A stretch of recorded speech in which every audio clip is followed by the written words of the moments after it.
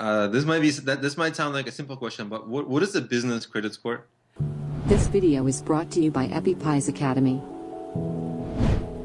We know we're all familiar with our personal credit scores, right? Yeah. That's the file that's kept on us. It's got a FICO score attached to it. You know, we all have our 3-number score that tells us whether or not we're a good person. But there's also business credit scores that you can have and business credit reports. So as you start to play a bigger game in your business, this is something you want to start to look into. One of the big reasons is you want your business to be creditworthy without you.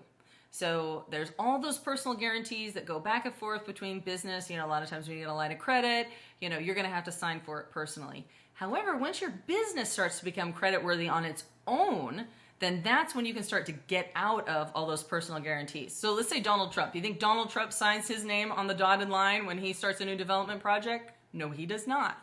That's why Donald Trump's able to file bankruptcy so many times and still be so wealthy, right? He's kept his business and personal very, very separate.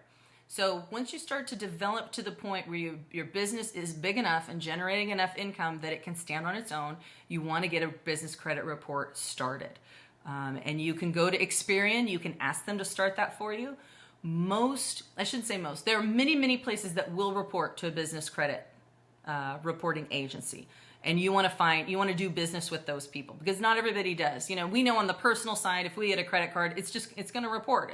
They all do, right? And that's not the case on the business side. So if you want to get this credit report going, you're going to want to start doing business with vendors who report on the business side as well. Because again, there's big advantages as you grow and grow and grow that you personally are going to be able to step out of that. That business is going to stand on its own.